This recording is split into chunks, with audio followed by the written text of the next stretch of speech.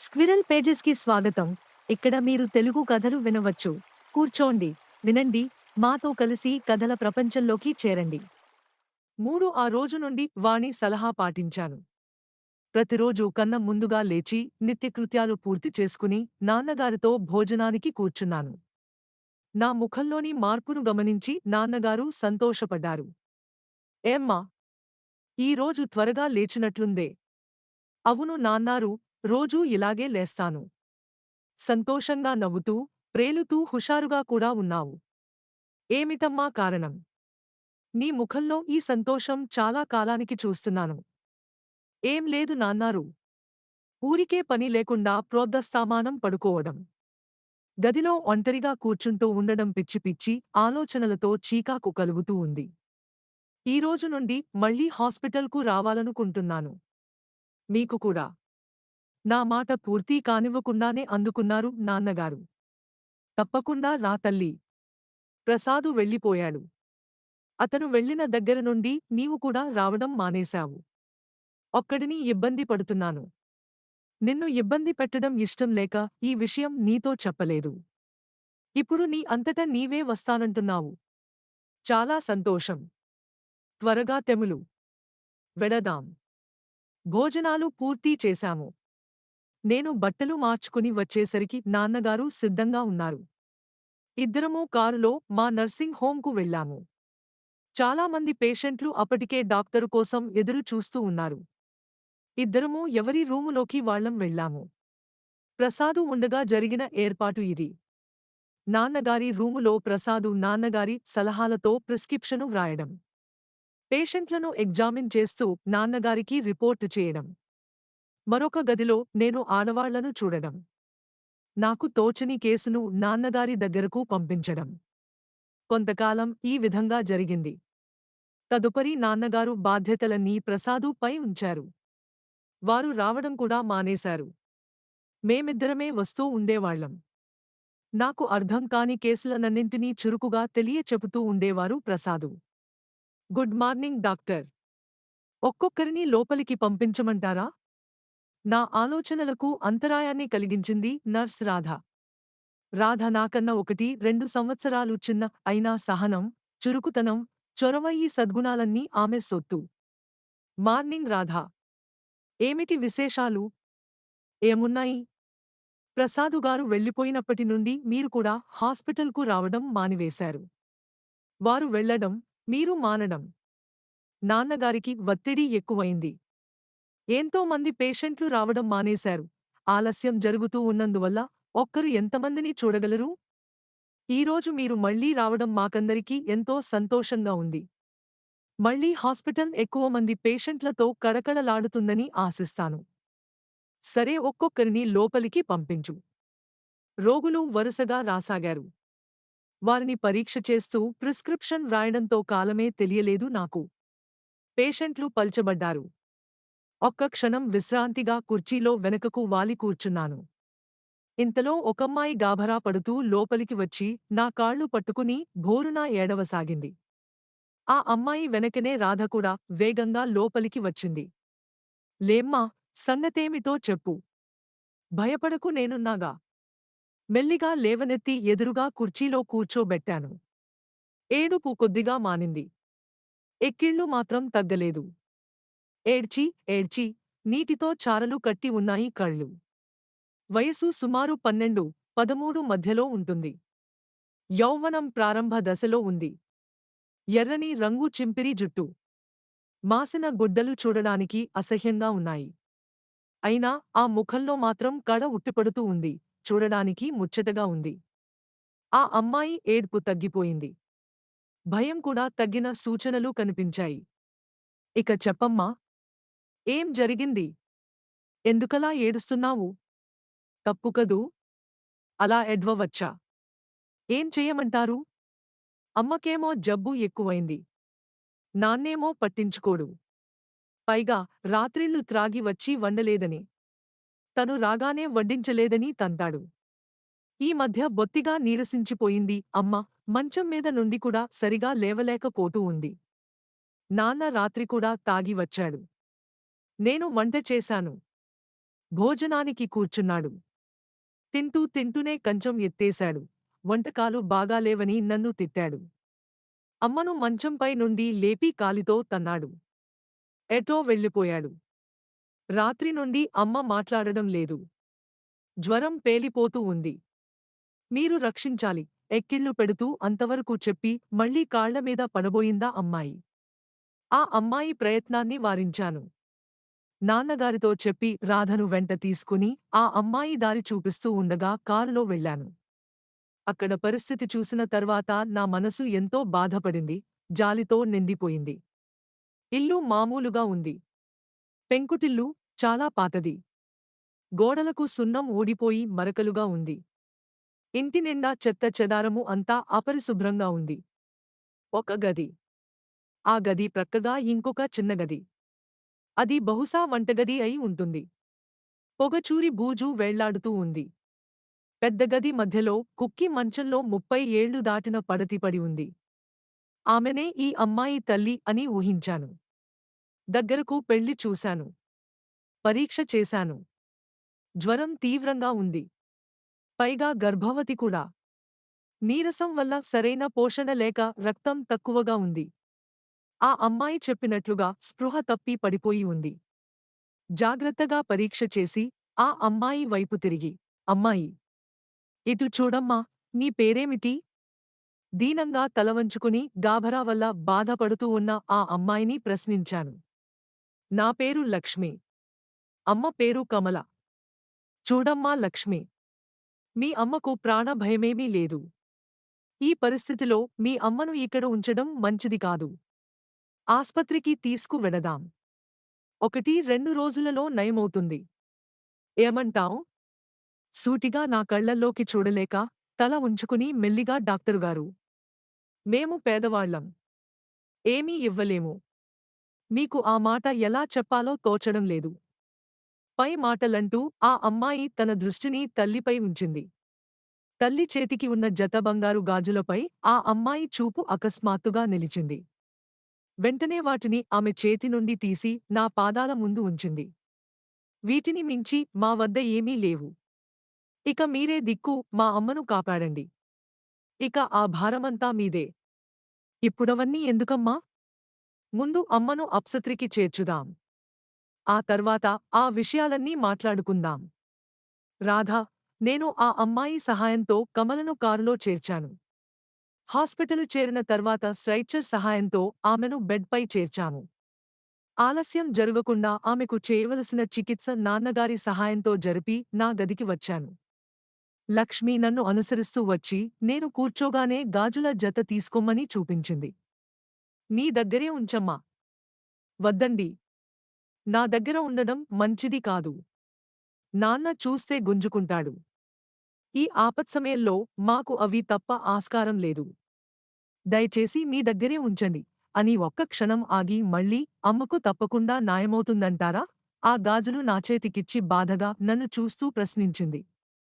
ఏం ఫర్వాలేదమ్మా. 2-3 గంటలలో తెలివి వచ్చి నీతో మాట్లాడుతుంది కూడా. ఏం భయపడకు. గాజులనందుకుంటూ ధైర్యం చెప్పాను. 1-2 రోజులలో కమలకు కొద్దిగా కులస చిక్కింది. మరొక 4 రోజులు గడిచాయి. కమలకు క్రమంగా ఆరోగ్యం చేకూరనారంభించింది. ఒకరోజు ఇన్పేషెంట్లను మామూలుగా పరీక్ష చేస్తూ రాధకు మందులు వాడే విధానాన్ని వివరించసాగాను. కమల ఉన్న గది నుండి ఏవో కేకలు వినిపించి ఆదుర్దాగా అటువైపు నడిచాను. అక్కడి దృశ్యం హృదయ విదారకంగా కనిపించింది. నీకు రోగం కుదిరింది గదే. ఇంటికి వచ్చేయ్. నాకెవడూ వండి పెడతాడనుకుంటున్నావు? బద్మాష్, చంపేస్తాను. ఏమనుకుంటున్నావో? ఎర్రటి కళ్ళు, చింపిరి జుట్టు, మాసిన గుడ్డలు. అంతా రౌడీ వేషం త్రాగిన మైకంలో మంచంపై ఉన్న కమలను చేయి పట్టి బలవంతంగా లాగుతున్నాడు. అతనిని సీత భర్తగా ఊహించాను. బాగా త్రాగిన మైకం. తూలుతున్నాడు. వణుకుతున్నాడు. ఎంతమంది పట్టుకున్నా ఆగడం లేదు. అలాగే 1-2 నిమిషాలు వాగి ఆయాసంతో పడిపోయాడు. నా ప్రక్కనే నిల్చొని ఇదంతా ఆశ్చర్యంగా గమనిస్తూ ఉన్న రాధ, డాక్టర్, ఈ విధంగా ప్రవర్తించే నరరూప రాక్షసులను భగవంతుడు కూడా క్షమించడు. ఇటువంటి వాళ్లను చూస్తే నాకు భయం, అసహ్యం. బోయ్ని పిలిచి బయటికి ఈడ్చేయమంటాను. లక్ష్మి ఎటుపోయిందో కనిపించడం లేదు. అమ్మా! అంతా పని చేయకండి. మీకు పుణ్యమంటుంది. నా భర్త చాలా మంచివాడు. త్రాగినప్పుడు మాత్రం ఆ విధంగా ప్రవర్తిస్తాడు. మైకంలో తప్ప ఆ విధంగా మాట్లాడడు. దయ ఉంచి ఆ మైకం ఓదిలేంతవరకు ఆయనగారినేమీ చేయకండి. మీకు దండం పెడతాను. దీనంగా రాధను చూస్తూ వాపోయింది కమల. రాధా! ఇతని మైకం వదిలిన తర్వాత నా దగ్గరకు ఒకసారి తీసుకునిరా. వరుసగా రోగులందరినీ చూసి నా రూముకు వెళ్ళాను. నాకు పై సంఘటన బాధను కలిగించింది. ఎంతమంది సోదరీమణులు ఇటువంటి భర్తలతో ఎన్ని బాధలు పడుతున్నారో? ఆ ఆలోచన నా శరీరాన్ని భయంతో జలధరింపచేసింది.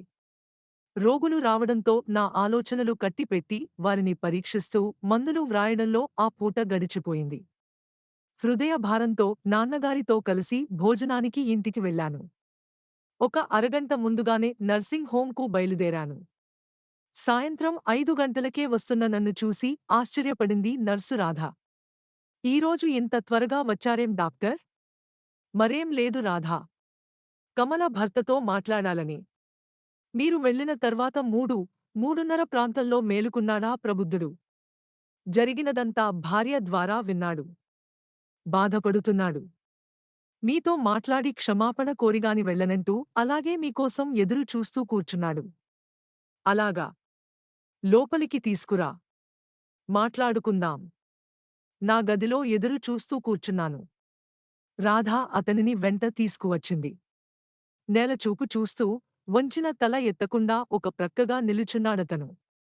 అతని వైపు జాలిగా చూస్తూ కూర్చోవలసిందని సంజ్ఞ చేశాను. నా ఎదురుగా కూర్చున్నాడు. నా ముఖంలోకి చూడడానికి నాతో మాట్లాడడానికి ఎంతగానో బాధపడుతున్నాడు. అతని ముఖంలో పశ్చాత్తాపం స్పష్టంగా కనిపిస్తూ ఉంది.